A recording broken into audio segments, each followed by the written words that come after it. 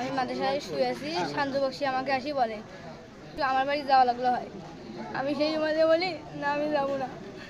তারপরে শান্ত বক্সি আমাকে জোর করে নিয়ে গেছে।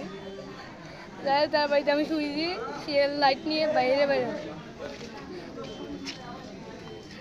তারপরে দেখি আমার ব্যথা লাগে, তারপরে দেখি আমাকে জেনা করতেছে। আর একদিন আমি মাদ্রাসায় শুয়েছি, সেই জন্য রাত 1টা-2টার সময় আমাকে এসে জেনা করে। আর একদিন হুজুর আসলো না, সেদিন আমাকে হলো তার ঘরে নিয়ে এসছো, হুজুর ঘরে নিয়ে দেয় বলে আজকে ওরকম করলাম হয়। আমি দৌড় দিয়ে আসি, মাদ্রাসার ছেলের কাছে বলি। সারা 2 দিন পরে আমার মাকে বলি। শান্ত আমাকে হুমকি দিয়ে দিচ্ছিল যে কাকু বলি তোর মাকে মারি ফেলাও, তোর বাড়িতে আগুন ধরে দেবো। আমি সেই ভয়তে কাকু বলিনি। আমার ভয়টা যেই কাটিয়ে গেছে, তাতে আমি আমার মাকে বলছি। কি চাচ্ছ? আমি এর বিশ্বাস চাই।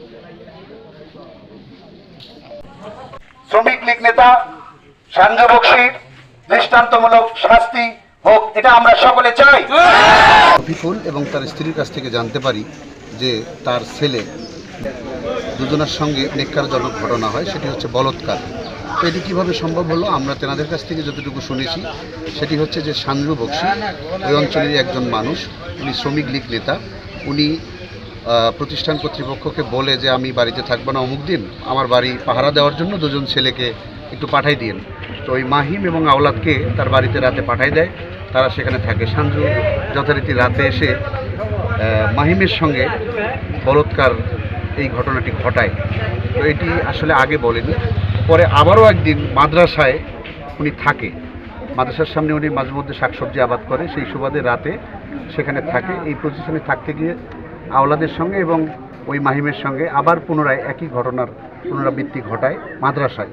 তো এরা বেশ কিছুদিন চেপে রাখছিল, ওরা বলতে চাচ্ছিল পরিবারকে, কিন্তু আসলে সঞ্জয় বক্সি নাকি ভয়ভীতি দেখায় যে আসলে তোমাদেরকে মারবো, বাড়ি পোড়াই দেবো এবং তোমার বাবা কোনো ব্যবসা বাণিজ্য করতে পারবে না, সেরকম একটা পরিস্থিতির কারণে তারা বলতে পারে না। একটা সময় গিয়ে এলাকাবাসীকে বলে, প্রতিষ্ঠান প্রধান যিনি আশরাফ আলী বক্সি তেনাকেও বলে।